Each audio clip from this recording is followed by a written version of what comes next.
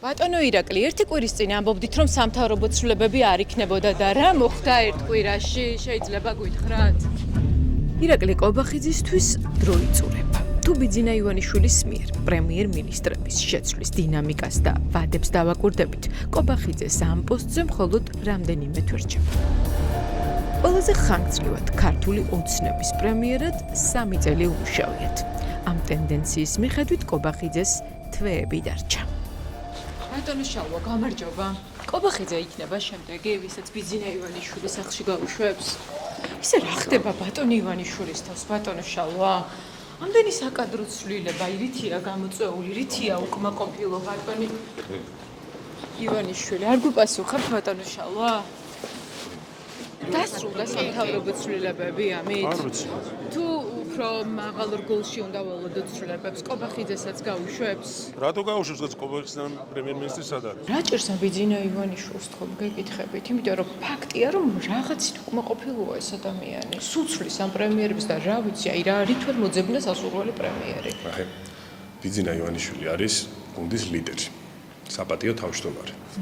ბიძინა ივანიშვილი პრემიერ-მინისტრი იქნებოდა თუ საერთოდ თანამდებობას არ დაიკავებდა, პოლიტიკაში შემოვიდოდა თუ არ შემოვიდოდა, მისი როლი და პასუხისმგებლობა ყოველთვის იყო სხვა ხარისხში. რაც შეეხება ირაკლი ყობახიძეს კანდიდატურას პრემიერ-მინისტრად, როცა ეს ბატონმა ბიძინამ წარადგინა, რა თქმა უნდა, მთელმა გუნდმა მხარი დაუჭირეთ, იმიტომ რომ ირაკლი ყობახიძეს აქვს ის ჩვევები და ის თვისებები და ის შესაძლებლობა ზოგადად, რომელიც ყველაზე ძალიან ჭირდება პრემიერ-მინისტრს. რამე მინუსია ყობახიძეს? მე და ბატონი ირაკლი ყობახიძეს გვაქვს საქმიანი ურთიერთობა და საქმიან ურთიერთობაში არანაირი მინუსი არ აქვს და როგორც პრემიერ-მინისტრსაც არანაირი მინუსი არ აქვს. ბოლო 14 წელში საქართველოში პრემიერ-მინისტრის 7-ჯერ შეიცვალა. თავად ივანიშვილი ამ პოსტზე დაახლოებით 1 წელი და 1 თვე მუშაობდა. რის შემდეგაც პრემიერების ცვლის მარათონი წამოიწყო. ისინი მიდიოდნენ და მოდიოდნენ. გამონაკლისი მხოლოდ ორ შემთხვევაში იყო. დანარჩენებს ივანიშვილი უშვებდა, მაგრამ ძირითადად ისე წარმოაჩენდა, რომ თითქოს თავად მოინდომეს ხელისუფლებას ჩამოშორებოდნენ. ირაკლი ღარიბაშვილი პირველად 2 წელი და 1 თვე იყო მთავრობის ხელმძღვანელი. მეორედ 2 წელი და 11 თვე. გიორგი კვირიკაშვილის პრემიერობა 2 წელი და 5 თვე გასტანა. 1 წელი და 2 თვე ამუშავა პრემიერ-მინისტრის თანამდებობაზე ოლიგარქმა მამუკა ბახტაძე. წელიწადი და 5 თვე იკავებდა პრემიერის პოსტს გიორგი კახარია. რაც შეეხება ყობახიძეს, ის უკვე 2 წელი და 2 თვე არაც პრემიერია. ყობახიძე პარტიის ლიდერად და პრემიერად სხვა ადამიანი. ძმენიათ გეგმის შესახებ რაიმე, რომლის მიხედვითაც ყობახიძე გადადის პარტიაში და პრემიერად მოდის სხვა ადამიანი. თქვენგან ვისმენ ახლა პირველად. დღემდე მთელი ძალაუფლება ირაკლი ყობახიძის ხელშია. ის არის ახლა პარტიის თავმჯდომარეც და მთავრობის მეთაურიც. არა და მანამდე ივანიშვილს ძალაუფლება ორად ჰქონდა გაყოფილი. ყობახიძესა და ღარიბაშვილს შორის. ერთი პარტიაში იყო, მეორე მთავრობაში. ჩდება კითხვა, უბრუნდება თუ არა იგივე მოდელს ოლიგარქი, როცა მართვას არა ერთ, არამედ ერთმანეთთან კონკურენციაში მყოფ, მისთვის სანდო ორ კადრს ჩააბარებს. ირაკლი ყობახიძე რა თქმა უნდა თავს არტყმევს დაკისრებულ უფლებამოვალეობას ძალიან მაღალ დონეზე, ნამდვილად საამაყო პრემიერი არის და შესაბამისად ნებისმიერი ქვეყანა ისურვებდა ესეთი დონის პრემიერ-მინისტრს. ბოლო ცვლილებები ქართულ ოცნებაში 7 თვის წინ მოხდა. მაშინ ბევრს ეგონა, რომ პოზიციები დინარაძემ და ყობახიძემ საბოლოოდ გაიმყარეს. შიდა კონკურენტები არა მხოლოდ ჩამოიშორეს, არამედ დაიჭირეს და ციხეში გაუშვეს. თუმცა ახლა ცვლილებების დრო ისევ დადგა, თან იმაზე სწრაფად, ვიდრე ელოდნენ. სუსის უფროსის პოსტზე მამუკამ დინარაძის ვადა 6 წელში იწურებოდა, მაგრამ უეცრად ქვეყანაში ყველაზე გავლენიან თანამდებობას დაემშვიდობა. მინისტრები არ მალავენ, რომ ეს ამბავი ტელევიზიით გაიგეს. ახლა არავინ იცის, ვინ სად აღმოჩნდება და ვის რა ბედიერის. მინისტრობაც ხომ უკვე პირობითი სტატუსია ივანიშვილის მმართველობაში. რა ინფორმაცია გაქვთ სამთავრობო ცვლილებებთან დაკავშირებით? თქვენი შეცვლა ხომ არ განიხილება? რჩებით თანამდებობაზე? ბატონო მიხეილ, სამთავრობო ცვლილებები დასრულდა თუ გაქვთ ინფორმაცია თუ იქნება კიდე? ვინც გაქვთ ეს ინფორმაცია რაც იყო? ერთი კვირის წინ ამბობდით ბატონო მიხეილ, რომ არანაირი სამთავრობო ცვლილება არ იქნებოდა და რა მოხდა ამ ერთ კვირაში გითხარით? ვერა სამბობდით. თქვენი გუნდი ბატონო მიხეილ. დიდი მადლობა. მთავრობა აკრძალებს მუშაობას არსებული შემადგენლობით. დაანონსებული ცვლილებები იქნა განმარტებული ძალიან დეტალურად დაწვრილებით. მეც ვაგრძელებ ჩემს საქმიანობას სახელმწიფო მინისტრის პოზიციაზე. კარგად ბრძანებთ. თქვენი შეცვლაც ხომ არ იგეგმება? რავი, თუ დაიგეგმება, გაიგებთ. ვინ რჩება და ვინ მიდის? ეს ივანიშვილის გარდა არავინ იცის. ამიტომ კობახიძის კაბინეტის წევრების დიდი ნაწილი ცდილობს მოქმედზე და მომავალ უფროსებს ისე ილაპარაკოს, რომ არც ერთი გაანაწყენოს. ხალბატონო ციკა. ანუ დინარაძე არ გინდათ პრემიერად? არ თუ გინდათ? დადგილას არის? ეხლა არსად არ არის? უპორტფელოა. სამშაბათი. ივანიშვილი არასდროს ეყრდნობა ერთ კაცს, გვუყვება ის ხალხი, ვინც მის გუნდში წლები გაატარა.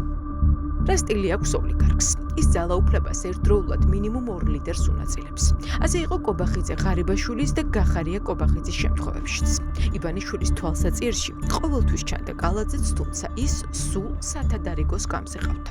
არავის არ აქვს არანაირი გარანტია მის ეგრეთ წოდებულ გუნდში.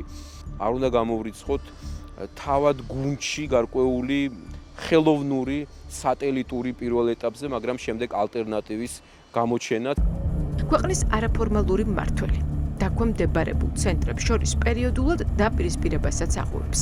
ამას თავად შიდა კონკურენციას უწოდებს. ასეთ პირობებში ლიდერები ცდილობენ აჩვენონ, რომ ისინი უფრო ეფექტურად ემსახურებიან ოლიგარქს. ეს სქემა კობახიძის პრემიერად დანიშნვის შემდეგ ნაწილობრივ გადალაგდა.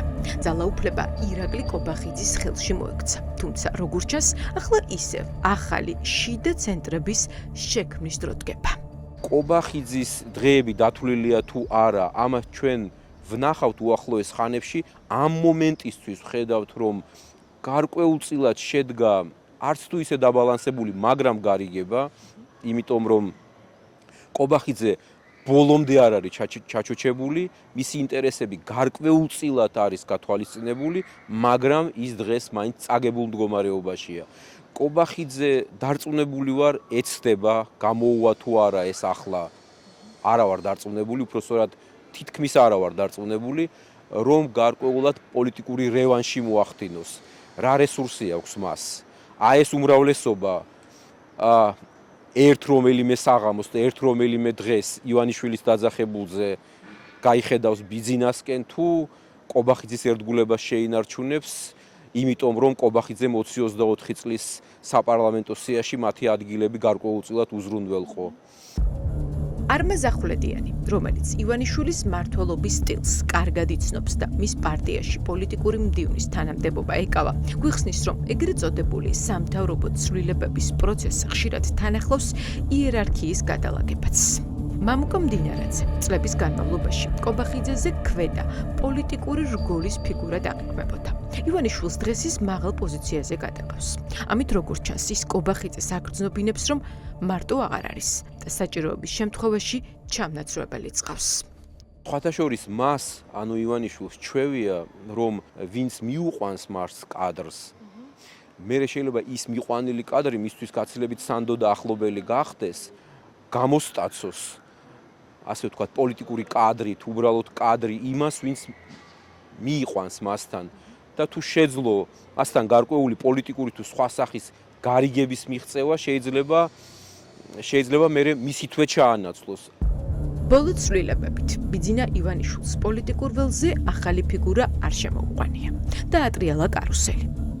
ერთადერთი სიახლე იყო ის, რომ კობახიძის გვერდით დინარაძე გააჩინა. ივანიშვილის პარტიის ყოფილი წევრების თქმით, ასეთი რამ წარსულში არაერთხელ უნახავთ, რის გამოც ისინი ფიქრობენ, რომ საკადრო ცვლილებების ის ვერსია, რომელიც საჯაროდ ითქვა, არარეალურია. დინარაძე რა მიზეზით ვერ დატოვა სუსში? გელაძეს უფრო ენდობა ბატონი ივანიშვილი? გელაძე შინაგან საქმეთა მინისტრობიდან გადაიყვანა სუსში. მამუკა მდინარაძე, რა ვიცი, ვერ აკეთებდა საქმეს? უფრო დიდი საქმე ჩაბარდა კოორდინაცია. აი დილით გენერლის წოდება მიანიჭეს და საღამოს უცებ თანამდებობიდან გადააყენეს. თანამდებობიდან გადაყენებაზე არ არის საუბარი. სტრუქტურული ცვლილებები განხორციელდა მთავრობაში. ვიცე-პრემიერად ინიშნება ადამიანი, რას ნიშნავს? დაქვეითება არ არის ეს მდინარაძისთვის? რანაირად არის დაქვეითება, რა ლოგიკით არის დაქვეითება? გახსოვთ ლილუაშვილის წასვლა? ანდრიო ხანაშვილის წასვლა? მათაც პირდებოდნენ რომ შეუქმნიდნენ სამსახურს, სამინისტროს, მაგრამ დღეს ხედავთ რომ შეგიძლიათ რამდენიმე დღე მოითმინოთ და დაელოდოთ. თუ ასეთი წარმატებული იყო სუსში მისი საქმიანობა, რატომ გახდა საჭირო რომ გიხდება ძალიან ესფერი. მადლობა. ქალბატონი ნინო მიპასუხეთ. დილით გენერალი ხო, შევთავაზეთ, რომ არ გენერლის პასუხობთ. წოდება მიანიჭა ბატონმა კობახიძემ. რა მოხდა საღამოს? რა მოხდა ერთ დღეში? რა აუცილებლობა იყო? თქვენ ძალიან კარგად იცით რომ არ გეწერებით ცალკე. რადიკო შეიძლება? დილით გენერალი გახდა საღამოს თანამდებობიდან გავუშვით. საოცარი ამბავია ნამდვილად. დავით სონღულაშვილი ყოველთვის ახერხებს დროს და გარემოებებს მოერქოს. სუსის ხელმძღვანელებთან სიახლოვე მისი ოჯახისთვის უცხო არ არის. სონღულაშვილები სამშენებლო ბიზნეს ფლობენ. ეს ელიტური საცხოვრებელი კორპუსი მზიურის პარკში სწორედ სონღულაშვილების აშენებულია.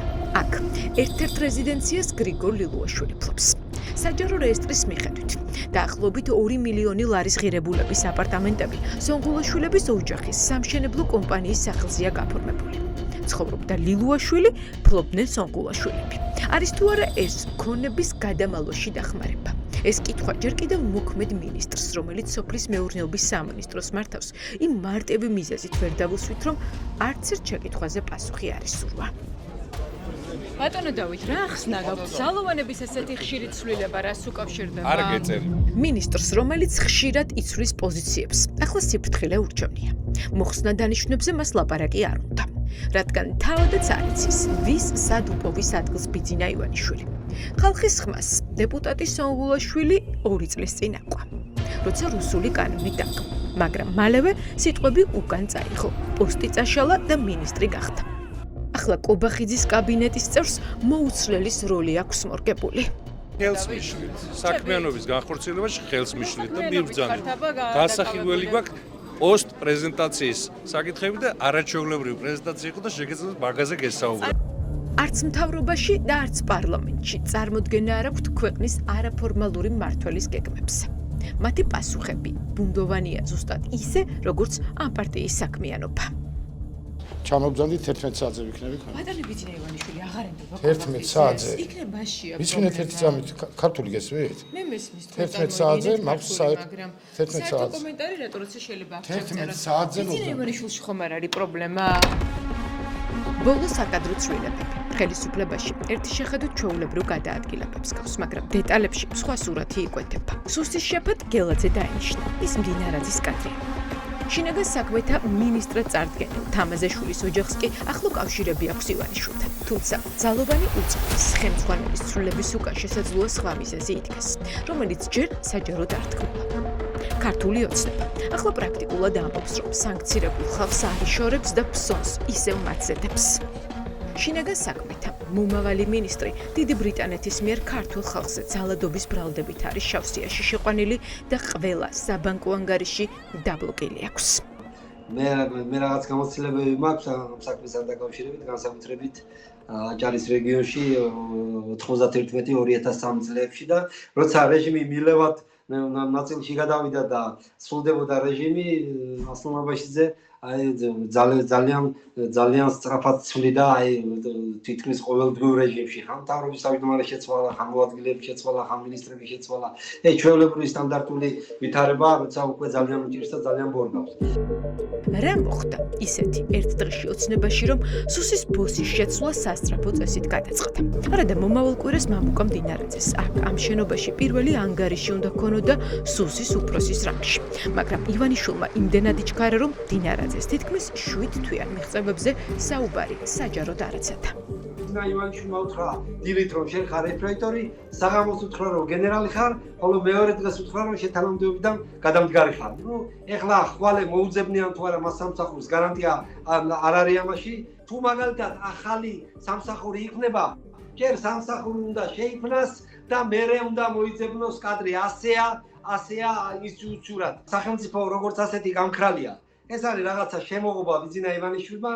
მას საქართველოს რესპუბლიკა ქვია კონსტიტუციურად ახალზე, მაგრამ სინამდვილეში ეს არის ბიძინა ივანიშვილის ასე ვთქვათ სამეურვეო გეოგრაფია. განვითარებაში ხედავთ ცოტნე ივანიშვილს. ამ გაურკვევლობისა და საკადრო გადაადგილების ფონზე ბიძინა ივანიშვილს ასპარეზზე უმცროსი ვაჟი ცოტნე ივანიშვილი გამყავს. მან პირველად გააკეთა პოლიტიკური შინაარსის განცხადებები. ისაუბრა დიდ შერიგებაზე, დაგმო 2024 წლის აქციებზე ძალადობა და გვითხრა, რომ მომხრეა პოლარიზაციის დასრულების. შემთხვევითი გონია ცოტნე ივანიშვილის გამოჩენა? მე გეტყვით ერთ რამს რა, ეგ ოჯახი. მაგ ოჯახს ჩვენი ქვეყნისთვის და ჩვენი ქვეყნის მომავლისთვის. მათ შორის შენი მომავლისთვისაც. ძალიან ბევრი რამე აქვს გაკეთებული. და სად იყო აქამდე ცოტნე ივანიშვილმა ვერ დაინახა ძალადობა ქუჩაში? მომისმინე ერთ წამით, ეს ადამიანი. რომელი წელია ხო ბატონო? მომისმინეთ ერთ წამით, კიდე გეუბნები. პასუხი მიიღე ისეთი როგორიც არის. რომელი წერია ეს კაცო კიდე გეუბნები რა. ახლა მაგას მე არ მომისმენდე და 2026 წელია და 2024 წელს მოხდა ძალადობა ამ ქუჩაზე დალეწეს ადამიანები და სად იყო ბატონი ცოტნე? ერთი წუთი. მე მგონი შენ ძალიან კარგად შენობით იმიტომ გესაუბრები, რომ იცი შენ რომ აი როდესაც არ აქვს მნიშვნელობა ჩემი დამოკიდებულება და მათ შორის შენთვის მაქვს ეგ ინტერვიუ მიცემული რომ ჩვენ ვემიჯნებით და გმობ ყველანაირ აბსოლუტურად მნიშვნელობა არ აქვს. იმ დროს, როცა ალუ და ყუდუშაურთან საკადრო ცვლილებებზე და ივანიშვილის გეგმა ბეზე ვცდილობდით კითხვების დასმას, დეპუტატმაც ძალადობის დაგმობა დაიწყო, ნაცემი ჟურნალისტების მხარდაჭერა და ჩაგრულების ფიზიკურად დაცვის პირობა დადო. ფიზიკურადაც რომ მომიწიოს და უმცირესობაში რო იყო და მომიწიოს ის რომ ჟურნალისტთან მიმართებაში შეიძლება მოგვერიო, მე მაინც ხარეს დავდგები და ჩემს მაქსიმუმს გავაკეთებ ფიზიკურად დაგეპარებით და ფიზიკურად დაგიცავთ. მიუხედავად იმისა, მე მომწონს თუ არა იმ შენი კოლეგის მაკა ჩიხრაძის სიუჟეტები, გადაცემები ასე შემდეგ. მას შორის თუნდაც პირადად ჩემთან მიმართებაში. ან მისი დამოკიდებულება. ხო და მანახეთ ერთი ადამიანი ერთი წამით. არა, ეს გაუშვი ხა მომისმინეთ. მე მგონი ეგ ადამიანი გამარჯვებასაც კი არ მეუნება სხვათა შორის და მე მიუხედავად მაგისა მნიშვნელობა არ აქვს. კიდევ ერთხელ გეუბნებით. და სხვათა შორის შენივე კოლეგა არის ასევე გაფრინდაშვილი, თუ არ ვცდები, როდესაც მომიტინგებთ იყვნენ თუ მოძალეთთა ჯგუფი რო გამოეკანა და კი, ლამს მოკლე პოლიციას რო უძახდა, პოლიცია რო ჩადგა, ხო ესე იყო. ის რომ ადამიანი უნდა იყო, როცა ძალადობენ ადამიანზე, როცა ჟურნალისტზე, მანდილოსანზე, ოპერატორზე, რას ვერჩი ამ კაც ეხლა. როგორიც არ უნდა, არ ვიცი ეხლა მე როგორს გამომაჩენს იქ, მაგრამ ამ კაცთან რას ვერჩი. როცა ეს არ მეყოფა, იქ დამთავრებული ვარ როგორც ადამიანი. და მე წყალს აუღია, აი ამ ჯიბეში რა მანდატი მიდევს, გამიგე? მართალი ხართ, მაგრამ რატომ ვერ მოიცალა ხელისუფლებამ, რომ დაესაჯა ეს ხალხი? ხო და მოყურეთ, მომისმინეთ, მაგას გეუბნები რა. ჩვენ შეხედენ თავარი არის წყალგამყოფის შემდეგი. არავის არაფერი არ შერჩება, არავის არაფერი არ შერჩენია. რა ხდება ოცნებაში? ეს ერთი დეპუტატის, ერთი პირადი პოზიციაა თუ ივანიშვილს ქვედა რგოლშიც დაგეგმილი აქვს დაყოფა. ჩდება კითხვა. მეოცნებეების ერთი ნაწილი. ხომ არ რჩება კობახიძესთან, რომელიც მასობრივი ტერორისა და რეპრესიების მხარესაა. ამ ფონზე კი მეორე ნაწილი ხომ არ მიდის მომავალ პრემიერთან. ვიკაცე პატარა კაცებში არა გერიო ძალიან. ხო და მინდა რომ თქვენ არც ერთი როგორ უნდა არც ერთი ადამიანის ესეც მილიონჯერ მithქვამს. მე ეგეთ ადამიანს არ ვიცნობ და არ მეგულება ვისაც ვინმეს პატიმრობა უხარია. და მე ძალიან დიდი ეჭვი მაქვს რომ აი იქ სადაც ლაპარაკობენ იმას რომ რაღაცა ამ ქვეყანას აკერავება უნდა მოუწყონ.